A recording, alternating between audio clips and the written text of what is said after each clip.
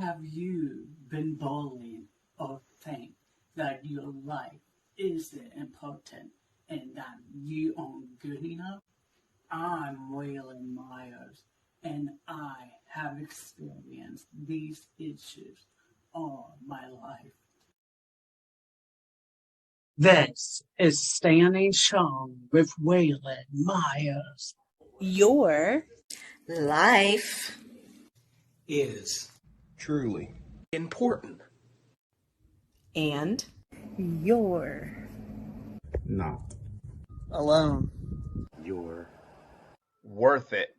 Standing Strong with Waylon Myers gives you the platform and courage to talk about life challenges and let you know it's okay to talk about those things as I interview people around the world, as your life is very important and you are strong.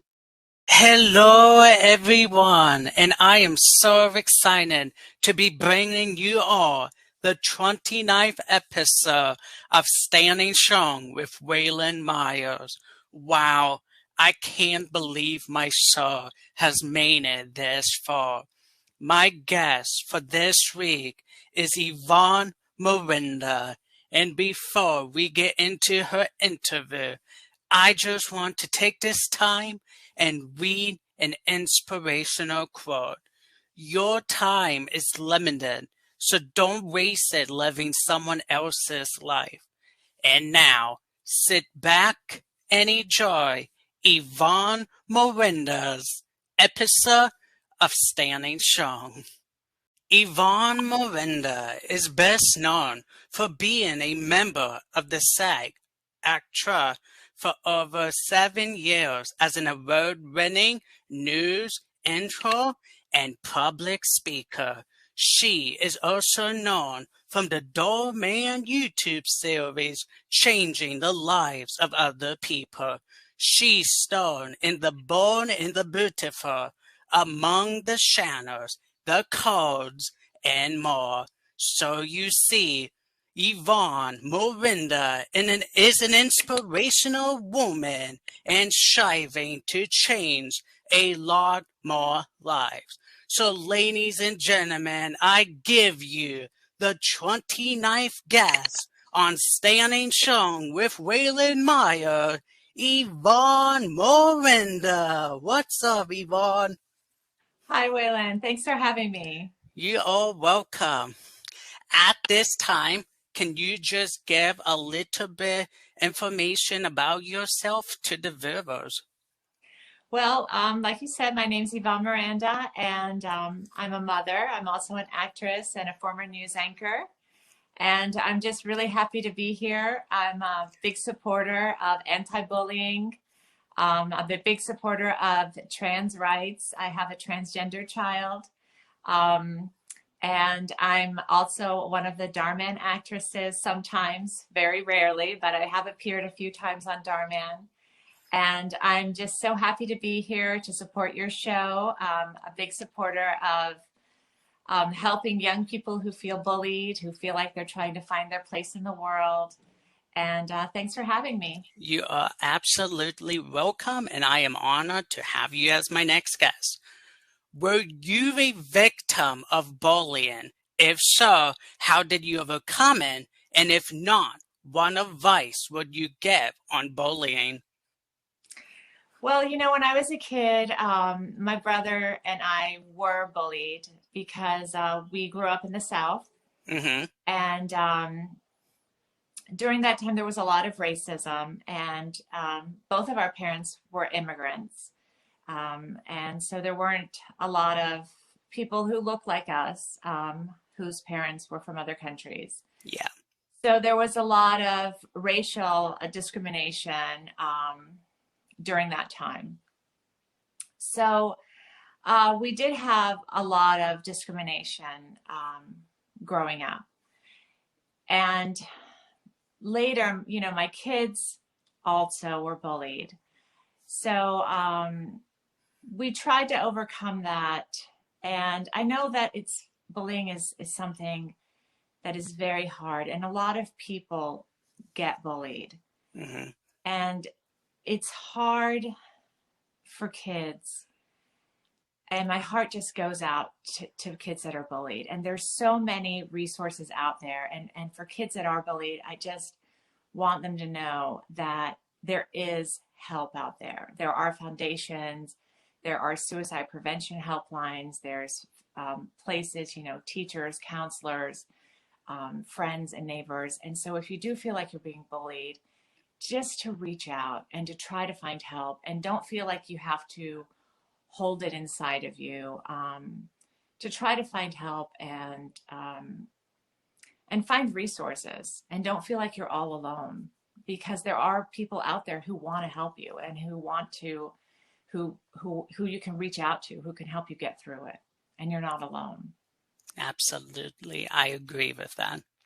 What hardships did you experience in your life, and what were some ways you overcame them?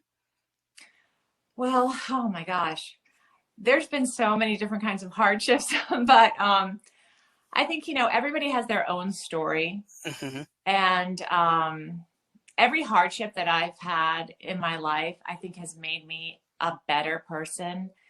And I don't really see them as hardships. I kind of see them as stepping stones that kind of had to happen. Things that have happened to me, things that, looking back now, things that I was picked on, maybe the color of my skin. If people were like, oh, I remember being asked, what color are you? You're not black, you're not white, you're like an other, you're like another race, you're mixed, or you're brown. Now I think my brown skin is one of my best resources, because as an actress, I'm able to play all kinds of parts. I'm able to play someone from India or the Middle East or Europe, or, it's actually the best thing. I think it's one of my best features, having brown skin. So what I thought was one of the worst features turns out to be one of, I think now, my best features. So I think, sometimes as a kid, when you're picked on for maybe, it could be anything. You're a little chubby, or you're a little skinny, or you've got a big nose, or you've got a small nose. They're not really things that matter. What matters is who you are as a person. And society will always find a way to pick on you. People will find a way to find something to nitpick you on. You talk too fast, you talk too slow. You're too tall, you're too short. You like boys, you like girls. They find something to just put you down.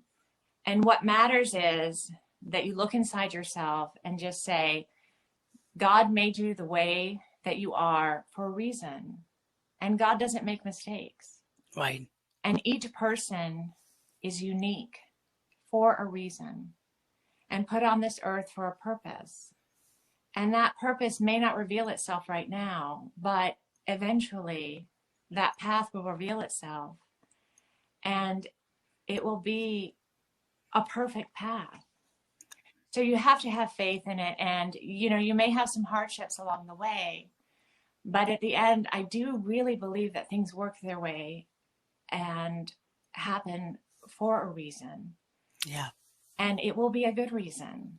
Even if it doesn't seem like it at the time, even if things are hard, try to have faith, try to find other activities, try to find a friend, a teacher, people who share your same interest, and just try to block out those bullies, try to block out that noise. And those people who are trying to put you down for whatever reason it is, you're poor, you're rich, for whatever it is. Because sometimes those bullies are the ones that are the most insecure people. Mm-hmm. And, when you really look at it, you might even have pity for them, because they are the ones who have some problems themselves. Yeah. And that's why they're trying to put you down. and just try to have faith and get through it. You know, some of the things that I did as a child to overcome bullying was, you know, I tried to exercise, or I tried to read books, or I tried to focus on my own future and try to, you know, talk to my teachers, or try to get involved in extracurricular activities at school. I tried to get involved in the drama club, or, you know, find good friends that I could talk to and focus on my family instead of kids at school that were mean. Yeah, absolutely. I love that. How do you relieve or manage stress? Well, I have 4 kids, so I'm very busy. Yeah. But I like to go for long walks. I also have 2 dogs. So, you know, I take my dogs for walks. I love pets. I love animals. And I like to read. I like to watch, you know, silly TV reality shows.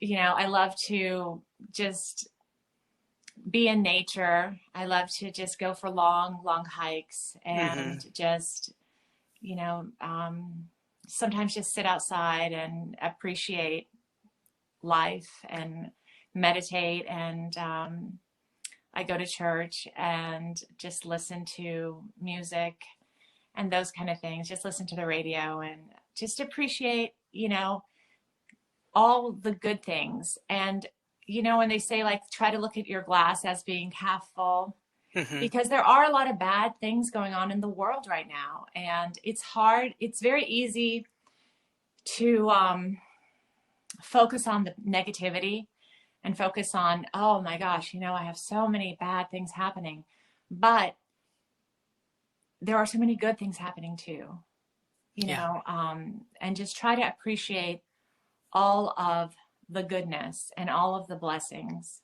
that I have.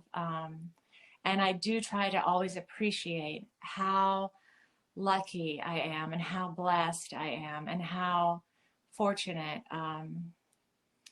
that we are at this time. And just I try not to take any moment for granted. Absolutely. I agree 100%. Do you have a favorite inspiration or quote that sticks to you to never give up?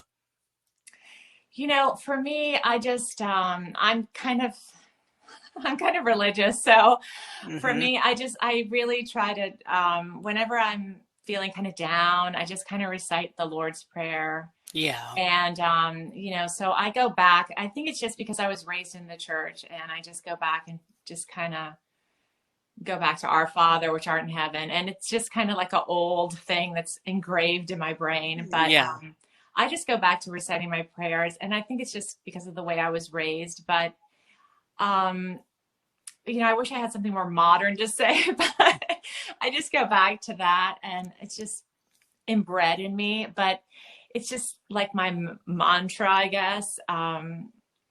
It's just like an old soul kind of thing, but it just gives me peace.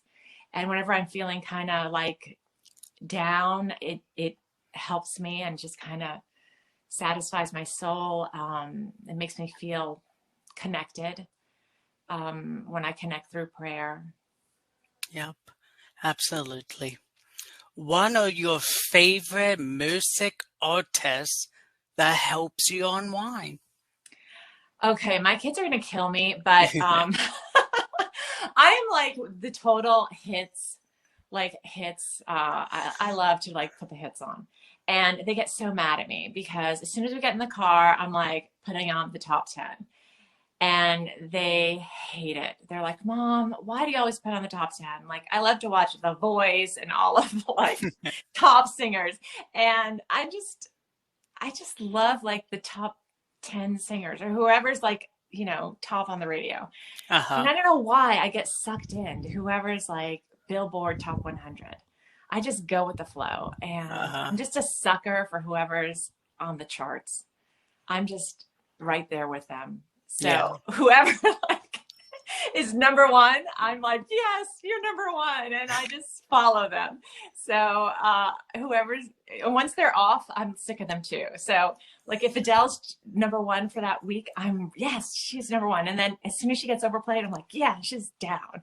And then if it's the weekend, and then I'm like, yeah, the weekend. So I just stick with whoever's on top of the charts. and I follow them up and then I follow them down. So I am one of those. Amazing. Yeah. How have your experience affected your life long term, good or bad? Did those experiences change your goals or change the direction of your career? Oh, yes. My experiences have really changed my career. You know, I always thought that I would be one of those international journalists that traveled the world and wouldn't have a family. And, you know, when I was a young kid, I would watch these news people that would be like in a war zone. And I thought I'd be one of those women that just traveled the world and reported live, you know, in a bunker. Yeah. And I studied all these languages, and I thought I would, you know, travel around, and I wouldn't have kids. I wouldn't have a husband. I would just be, you know, reporting live all over the world. And I went to college for journalism. I, you know, prepared for it. I was ready to go. I actually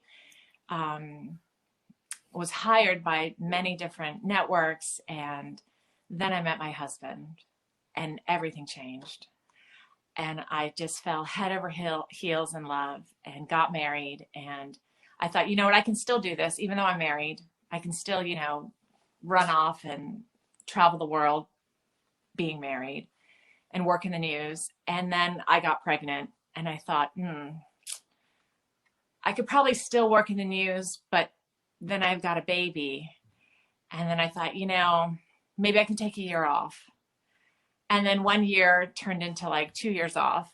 And then I thought, well, maybe I can just have 2 babies and take maybe 2 years off.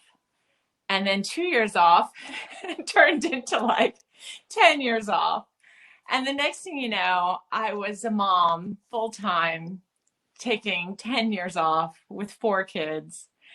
And I just kind of changed my life around. And that dream of being this international journalist just didn't matter anymore, because I just wanted to stay home and not miss out on watching these little people grow up. And that became more important than chasing some news story in the middle of a war zone. Yeah. And that's how my life changed. And I am glad that I chose that path, because it was an amazing, wonderful path. And I wouldn't have missed that for anything in the world. And I'm glad I was a stay-at-home mom. And, you know, every now and then I see some of my friends who are those international journalists who I went to school with, and who don't have kids and who don't have families. And, you know, I kind of think, oh, that could have been me, but I'm glad that I chose the path that I did. Yeah. And I wouldn't have traded it for anything. And I still get to pretend I'm a journalist every now and then in a movie here and there. And, you know, it did change my path for sure. Awesome. I love it. So you have played in a couple of Dollman films. What was your favorite one that you enjoyed doing? Oh, you know, every time I get called in to work in a Dhar Mann film, it's always such a great atmosphere. And everyone that's there is so much fun. And the directors and the people in front of the camera, behind the camera, they're just so amazing. Like, there's so much great energy. But I think my favorite one was the very first one, when I got to work with Brianna and Sophia, and they were actually playing bullies, and they were bullying an old lady.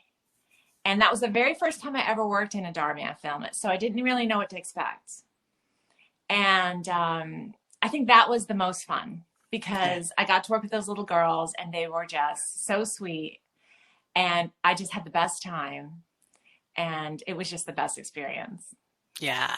The one I enjoyed with you was when you and Domovic was in the cafeteria when Paula was making fun of Star and Steven. Oh, when he was stuttering. Mm-hmm. Yeah, that's a good one. Yeah, that one I really enjoyed. So you haven't worked with the late great Carla, but have you have any favorite episodes of his that really touched you? You know, he was such a great actor, and I'm kind of sad that I never had a chance to work with him. Mm-hmm. There was an episode I saw where he was playing someone who was homeless, and I think he was with Elizabeth in a scene. And I remember I wrote to her after he had passed, and I sent my condolences. And he just did so many heart-touching episodes. It was really a great loss to everyone, and even just people who watched him. Such a great soul, and you know, my heart goes out to his family and his friends, and what a great loss. Yeah, he was an amazing actor. Now, do you plan or hope that you will be in one of Dhar Mann's upcoming feature film? You know, being in a Dhar Mann episode is always such a great honor and such a great pleasure. And I don't really know what their casting process is. Honestly, I don't even know how I got cast to begin with. They reached out to me and invited me to audition for them. And I was really honored to even be asked and invited to audition for Dhar Mann. And when they cast me, every time after that, it's always been by invitation. And so their process is they have, you know, a list of actors that they work with, and they have like some way of knowing who to put in what role. And they always come up with just the perfect casting for everything they do. And I know you see this when you watch their videos. Mm-hmm. Everybody just plays like their villains are just the perfect villains, and their heroes are just like the perfect heroes, and they just know where to put you. And so you don't really ask to go in and play like the teacher, but when you go in there, it's like, wow, this part is just perfect for me. Like, how did they know? Like, so yeah. So I don't work for them that often, but when I am asked to go in, you know, it's always just such a great experience. I'm always just so grateful to go in. And, you know, when they call me, if I'm available, it's just such a great honor. And I haven't been there that many times, but you know, I am always grateful for the opportunity. Yeah, absolutely. Now, before we wrap up this interview, what advice would you give to someone out there who feels like they are not good enough to accomplish anything that they set their minds to? What advice would you give to a person out there? Oh, well, what I would say is, no matter what, don't ever give up on your dreams. You have to just keep believing in yourself, because dreams really do come true. And if you don't believe in yourself, nothing good will ever come of it. You have to keep fighting. You have to keep trying. And, you know, it's not going to happen all at once, but little by little, if you just keep persisting and keep trying, you will get there. Just don't give up on yourself. Awesome. I agree with that. At this time, can you tell people where they can find you on social media? Well, they can follow me on Instagram. I'm at Yvonne_Miranda. And I'm also on IMDb if they want to look up some of the stuff that I've done. I'm not really, that much on social media, but I'm always available if somebody wants to reach out to me. I really appreciate, again, this talk. And thank you so much, Waylon. It was so nice to meet you. It was. And thank you so much for being my 29th guest.